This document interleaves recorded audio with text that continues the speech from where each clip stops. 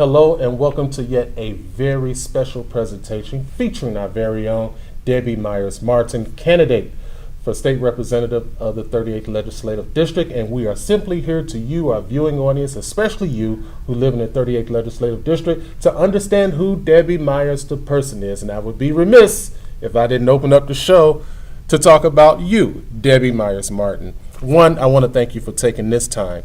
But your career has been kind of widespread, very varied. Yes. 38 years here in the legislative district. What has it been, both your public life, your personal life, and yet your civic life? Just talk about that. Okay, well, thank you so much. I'm very happy to be here today. I started off in Country Club Hills. Certainly had two daughters who were in school, so I was involved with the schools. But at that time, it was the very beginning of the south suburbs becoming diverse. And I was appointed by Mayor Larson of Country Club Hills to sit on the Community Relations Commission. Now, that was a little time ago because we thought Mayor Welch was the only mayor of Country Club Hills. But Mayor Larson, I had to cut that in. Yes, Mayor Larson. And he had appointed me to the Community Relations Commission because there were some issues surrounding the diversification of the suburb. And so I sat on that committee, but I had an opportunity to work with a lot of civic leaders, community relations people, in order to assist in that transition from a community that was not diverse to diversity. And I worked with the Community Relations Commission in Hazel Crest as well to interface on all of the issues regarding the diversity. So that was my very first introduction into civic and volunteerism. And from there I went on and started working in the community of Hazel Crest, and my job was to create a relationship between the people that lived in Hazel Crest and their village administration. And that was an exciting time because we were putting on events and we were getting people involved and getting to know their elected officials. Would you say in your own words, because your career has been well documented in the Southland, and for those who may not know you as a household name, you're very Googleable. When you look at your civic life and your elected life, because you spent some time working for former State Representative Miller in his office in the 29th Legislative District, all while serving as a trustee in the village of Olympia Fields, to have your life full of government and then come home, you raise two daughters, how was that whole transition? Well, surprisingly, it was very rewarding. I know that there are a lot of criticisms of government, but when you are working for the people and you're serving to make and enhance the life of people that live in those villages, it is very rewarding and not such a critical, negative aspect of your life. And so it was very easy for me to transition from the 29th District and working with the constituents in Calumet City and South Holland and Dalton to the village of Olympia Fields and being a trustee and working towards legislation that would enhance the quality of life in those villages. So they were very similar, actually. Yeah, and taking the day-to-day grind of working in constituent services in the legislative district and then voting on millions and millions of dollars as a trustee.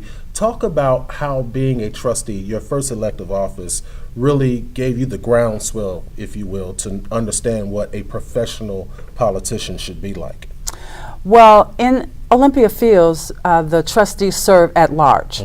So you actually represent everyone in the village. Like a junior mayor of sorts. Yeah. Absolutely. And certainly we had a wonderful village president at that time, the Honorable Lindsey Jones. Yeah. And you obviously looked to him as a mentor. Absolutely. He was my very best mentor and taught me a lot about village government, local government, which is boots on the ground. When you are working in local government, you go into the grocery store and people are asking you about things that are going on within the village, transportation, public safety, public works. So those are things that really provide a lot of knowledge and experience. You know, it's been my experience in talking to many trustees, past and present, that although you're not the big name as the mayor on the billboard, it's the workings behind this, and you actually put in work as a trustee. Would you have that same frame of thought? Absolutely, and in fact, the trustees in Olympia Fields were liaisons to departments. So I started off as the Public Works liaison, and then I became the Human Resources liaison, and then I was the Public Safety liaison. So that gave me the opportunity to work with the Public Works director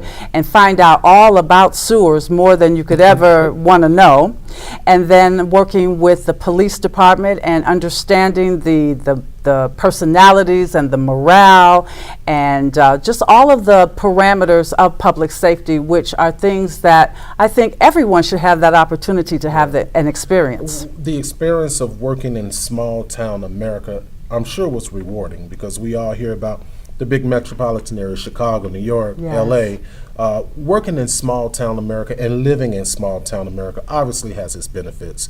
What has been your experience in taking on small town America? The benefit and value of living in small town America is that you know most of the people, you create relationships, you know that people are committed and dedicated to the village and want to see the best things for the village. And that is a rewarding experience in and of itself. And then it motivates you to be more active and to be more involved and to be more successful in the things that you take on as projects. Now, we all know your mentor is now sitting on the bench. Yes, he is. The Honorable Lindsey Jones. Yes. Which obviously was going to leave a vacancy there. Why did you feel compelled to take that particular challenge on, and how did all that come about? Well, the president decided to become a judge, and therefore there was going to be that vacancy. The trustees met and decided who they would vote for in order to succeed him as president. And I was chosen, and I was chosen unanimously, and so it was an appointment. And I had 2 years to serve to fulfill his term. Yeah. Yes. And so that was a rewarding experience, but it was filled with challenges right off the bat.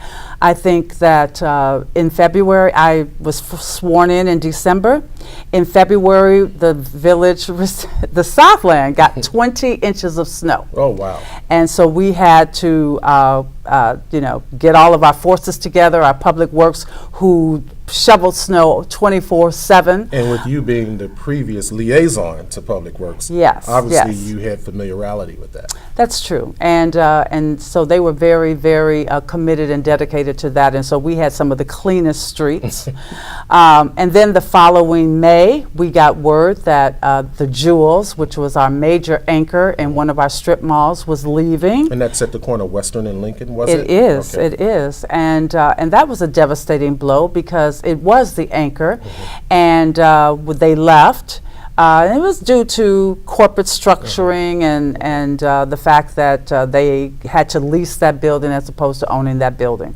But the bottom line is, once they left, all of the other stores began to leave as well. And so you had a plaza that was going dark. And that was very challenging. And I reached out to Governor Quinn. I reached out to the Illinois Retailers Association. I reached out to everyone who would listen to the plight, because it was a very big deal. It was a gap. It was certainly a gap in our budget Right. in terms of sales tax revenue, and the fact that that was the village's grocery store. So what was your resolve? How did you approach it? As I said, I reached out to everyone. I began to figure out what it was that we could do to attract new businesses to that plaza. I started participating in the ICSC, which is the International Council of Shopping Centers, where we go to their conference and reach out to 65,000 retailers. They then have a deal-making session in Chicago at Navy Pier. I would go to that.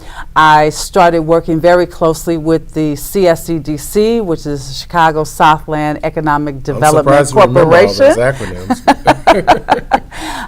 because they were about economic development. And we began to collaborate with 10 other towns to have a booth at the ICSC. Sort of like a regional approach. Absolutely, and we would be in the pavilion of cities so that retailers and businesses and corporations could come to our booth and find out what it is that our village had to offer to them as a locational choice. Right. So obviously we've all heard that you brought in Walmart, it brought in millions of dollars of revenue in a general context, but more specifically revenue into the small village of Olympia Fields. Absolutely. As you look back on some of your accomplishments, obviously that stands out, but we've heard you talk about balanced budgets and a lot of other factors. What are some of the most pointed achievements, do you think, as you reflect upon your tenure there as mayor of Olympia Fields? Well, I was mayor for 7 years, and each year we had a balanced budget with surplus. That felt good. We maintained a AAA bond rating for 6 consecutive years, even through the recession. I was one of the participants, along with St. James Hospital, which is now Franciscan Health, testifying before the Department of Insurance so that they could get their certificate of need to consolidate their 2 hospitals on the campus of Olympia Fields. So there was a real threat for them to move. That was yes, they had talked many years about leaving the state of Illinois, and that would have left a huge hole in the healthcare providers, and so it was very important that we keep Franciscan Health in the Southland, and so I was very happy to work along with their then CEO Arnie Kimmel in order to keep them in the village of Olympia Fields, expand their acute care, expand their emergency room services, and that was a $116 million expansion in the village of Olympia Fields, bringing an additional 600 employees to the village, which we thought that we could capitalize on the fact that those employees would be in our village shopping at the Walmart, shopping at Bezio's Market, a lot of things that we needed in terms of a daytime population. Now, obviously, those were significant and huge achievements in a town of how many people? 5,000. Wow. And I know some of your counterparts in other towns were wishing they could have had those type of achievements. But even as you wrapped up the 7 years there in Olympia Fields, here comes a vacancy. Representative Rowley announces that he is looking to greener pastures elsewhere, leaving this particular vacancy. What led you to now take on this challenge of running for state representative of the 38th Legislative District? Well, after my years of being mayor, it felt like a natural progression. And in addition to that, many mayors were reaching out to me and asking me to do it because they knew that I understand the challenges of mayors in the municipalities and what is a district but made up of municipalities. Exactly. And so therefore they were encouraging me, Mayor Reinbold from Richton Park and Mayor Ford from Country Club Hills, just to name a few, thought that I would be a great representative for the 38th District, for the Southland generally, because I know about partnering and I know about collaboration and I know the challenges that need to be spoken for in Springfield. Yeah, in some of your editorial board meetings, particularly with the Tribune and the Sun-Times, you often reflect about this listening tour you perform. Talk about that. Yes. Well, over the course of the past few months, I have been going throughout the district, Harvey to the north, University Park to the south, Tinley to the west, listening to the concerns of citizens. And as a result of that listening tour, I believe that I have a sensitivity and inside knowledge of what it is that residents want to be their voice in Springfield. Well, certainly economic development. Throughout all of the 38th District and the Southland, we have never gotten the respect or our place at the table in terms of economic development, and that is something that I want to focus on as I have as mayor and trustee as well. So economic development, companies coming into town, expansion of intermodal, the new 21st century economic development picture is logistics and warehousing and fulfillment centers and distribution centers. And these are all things that I want to capitalize on for the Southland and make sure that the state is keeping up with the investment in the Southland as they have done throughout the state. You know, so much emphasis over the past 15 to 20 years here in the Southland has been put on airport. Yes. And you mentioned about the respect of the Southland. And some people would say, you know, there's a great wealth base here, there's a great diverse base here, both economically and even in ethnicity. But yet and still, in times past, I guess they always said the timing wasn't right. Has there been a shift now, a paradigm shift, if you will, where now the timing now appears to be ripe and ready for a voice like yours and others to come together to make this a reality, finally? I think that the commitment is finally here, because now we're not talking about a passenger airport, but we really need a cargo airport to bring product into the region for these distribution centers and fulfillment centers and the Amazons of the world. And so having a third airport, a 10,000 foot runway would be very advantageous to the Southland. And if we're not mindful of the fact that Rockford has an airport, a cargo airport like that, that we will lose business. We will lose that economic stimulus if we're not dedicated and committed to getting that airport finally open. And the state has already bought 95% of the land already. So you're right there at the edge. Yes, absolutely. Yeah. Talk about the importance of regional support and regional outreach. What has been your experience in coalescing different mayors together? It is very important. And over my 17 years as an elected official, I have certainly seen the importance of that collaboration. In the past, the Village of Olympia Fields, Park Forest, Richton Park, and at one time Matheson would travel to Washington, D.C. as a collaborative group to ask for discretionary dollars to bring back to our towns. And we were always well received and commended for that collaborative effort because we speak louder and stronger as a unified, cohesive group, as opposed to just reaching out as an individual town. Good. Now, you've had some more focus in that. You have performed as president of the Mayors and Managers Association, Yes. is it? Yes, Talk about that. I was elected the president of South Suburban Mayors and Managers, which is the council of government overseeing 45 South Suburban towns. And as president, I would go to Springfield every year to meet with legislators and agency directors to talk about the legislative policies of the Southland, like property tax relief, pension reform, educational funding, many of the things that are so important to the Southland mayors, to the Southland residents. And so I would do that every year as president.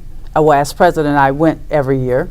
And then secondly, we created a task force to look at water issues, because water has become as valuable as gold in the Southland. And we really wanted a way to address the rising water rates and water supply. So let's talk about property tax reform, because it's been on the mindset of many. As you say, as north as Harvard, to south as University Park. How do you see it as it relates to education? What's your outlook? What should voters be concerned about, and what makes you uniquely, attractive in their eyes to take on this? Well, we have some of the highest property tax rates in the entire country.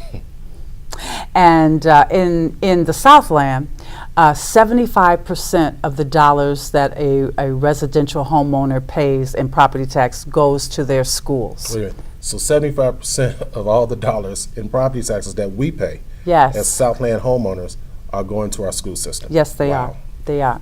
And so that means that there needs to be a reform of educational funding, because it really is so unjust for children to be penalized for the zip code that they live in. Yeah. And so therefore, if in fact you live in a district where the property taxes are the huge asset for educational funding, then that means that that student is not going to get the full funding as a child that would get in Wilmette or Lake Forest. That's got to change, and the legislature is beginning to look at that. Senate Bill 1947 is beginning to address some of those inequities, and I would want to support that because the state absolutely has to step up to its constitutional commitment for educational funding. Now, you talked about progressive income taxes. Let's talk about that, your position on that. I'm absolutely for progressive income tax. We certainly need to make that a fairer system.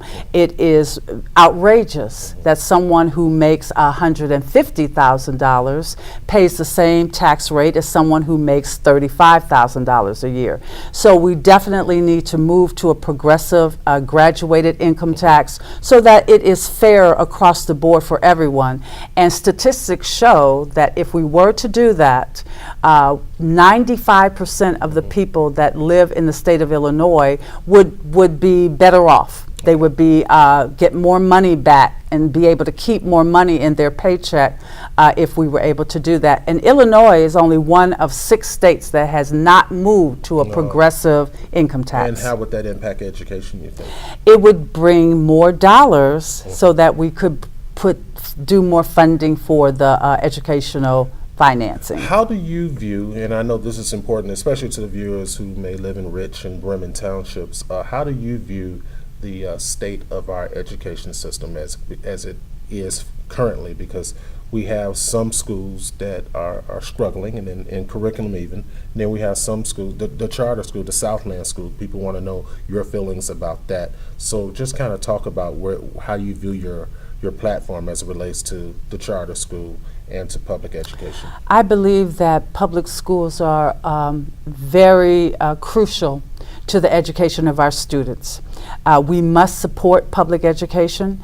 Our children have to compete globally, and we need to provide them every resource available.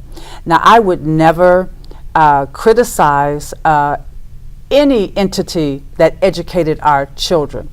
So charter schools have their place, but I believe that our focus really needs to be on the funding, the resources, and the commitment that we make to our public school system. Now let's talk about gaming, because these are aspects to which people will be going to the polls saying, who has the solution for this problem and to this particular aspect. What is your position on gaming?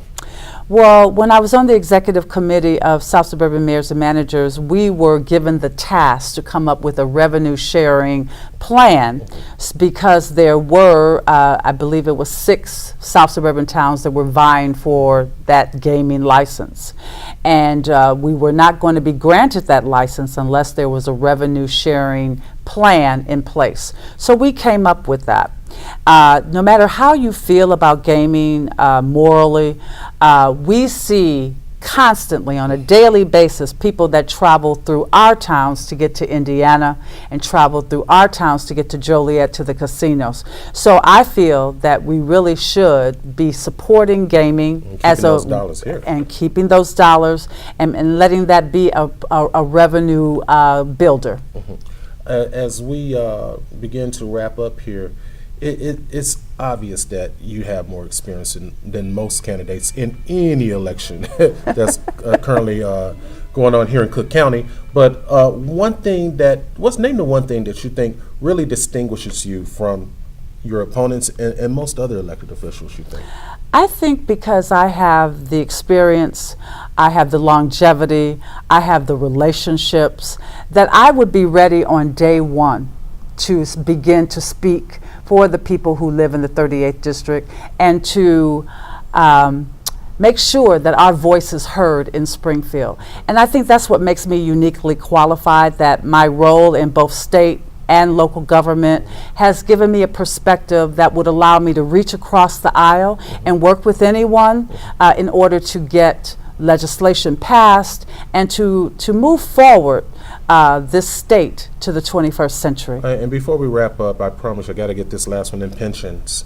You talked about it earlier. What is your outlook on the pension crisis, and how would you like for it to see it resolved? Well, I truly believe that, constitutionally, we should not diminish pensions at all. But in order to address the pension liability, which is crippling this state, we should re-amortize the pension debt and move it from a 30-year plan to a 44-year plan. So it's just like refinancing your mortgage. It makes the payments more doable and more sustainable. That in conjunction with the progressive income tax would bring more revenue to the state, and we would be able to see true progress in the pension liability as well as revenue in this state. Well, it's been fascinating to hear you speak to a variety number of issues, but it comes from a variety amount of experiences that you had. In these last waning moments, obviously, the voters are here, and they're here to hear from you, and I think they've enjoyed listening to you. Is there any lasting impressions you want to reflect upon the voters? That's your camera right there. Feel free to tune in. I would just like to say to the voters that I ask for your support on March 20th because I believe that I am ready on day one. I'm primed, I'm energized, and I am ready to go to Springfield and speak for all of you to make this a better region, to make it progressive, and to show that we are committed to the enhancement of life for all of our residents, for our children, and I just ask for your support on March 20th and Punch 52. Punch 52. And this has been a fascinating segment here as we kind of capitalize on many of the accomplishments, not only Debbie Meyers-Martin, but her outlook, her campaign form, and what her focus would be on day one. Now, we want you to continue to tune in to this very special YouTube channel that has been now provided by the campaign, as well as Debbie Meyers-Martin's Facebook page. I've been Sean Howard, and we will be returning in the next few days to talk about basically the campaign platform at large, and particularly economic development. We'll spend about 20 to 25 minutes on our very next special presentation. But for now, I'm Sean Howard. This is Debbie Meyers-Martin, and we thank you for tuning in. Thank you.